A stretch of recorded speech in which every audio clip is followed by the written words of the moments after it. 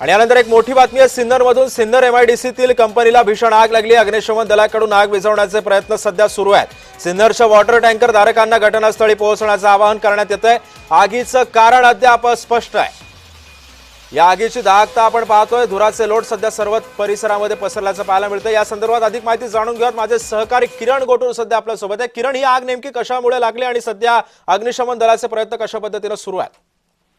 सिद्धेश, नाशिक जिल्ह्यातील सिन्नर जे एमआयडीसी मध्ये एका कंपनीला ही संपूर्ण आग लागलेली आहे। आगीचं कारण अद्याप कळू शकलेलं नाहीये, पण आग मोठी आहे आणि हे आग विझवण्यासाठी आता शर्थीचे प्रयत्न हे केले जात असताना आपल्याला बघायला मिळतोय। आग लागल्यानंतर बघायची सुद्धा मोठी गर्दी या संपूर्ण परिसरामध्ये झालेली आहे। त्यामुळे पोलीस बंदोबस्त या ठिकाणी लावण्यात आलेला आहे आणि सिन्नर आणि नाशिक या दोन्ही अग्निशामक विभागाचे कर्मचारी घटनास्थळी दाखल झालेले आहेत आणि आग विझवण्याचं काम जो आहे तो युद्ध पातळीवरती होताना बघायला मिळत आहे।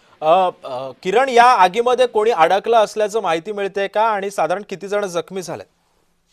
अद्याप तरी या संदर्भात माहिती मिळू शकलेली नाहीये। या कंपनीमध्ये आग लागल्यानंतर जवळपास सगळेच कर्मचारी बाहेर आलेले आहेत अशा पद्धतीची एक प्राथमिक माहिती मिळते। पण आग मोठी आहे, आर्थिक नुकसान मोठ्या प्रमाणात झाल्याचं सुद्धा एक प्राथमिक माहिती मिळत असल्याचं आपल्याला बघायला मिळतंय आणि आता आग विझवण्याचं जे काम आहे ते युद्ध पातळीवरती होताना बघायला मिळत आहे। नक्कीच, धन्यवाद किरण, तुम्ही दिलेल्या सविस्तर माहितीबद्दल।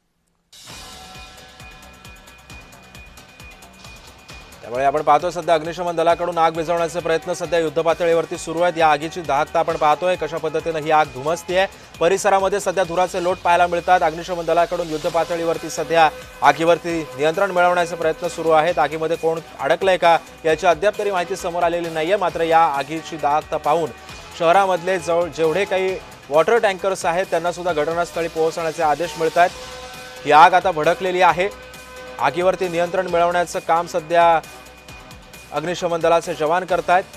अग्निशमन दलाकडून या आगीवरती नियंत्रण मिळवण्याचे प्रयत्न शर्थीचे सुरू आहेत।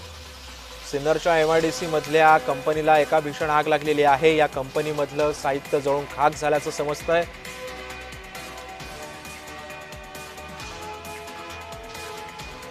सिन्नरच्या एमआयडीसीतील एका कंपनीला भीषण आग लागलेली आहे। आगीवरती सध्या नियंत्रण मिळवण्याचे प्रयत्न युद्ध पातळीवरती सुरू आहेत। आपण ही दृश्य पाहतोय, कशा पद्धतीने ही आग धुमसतीये।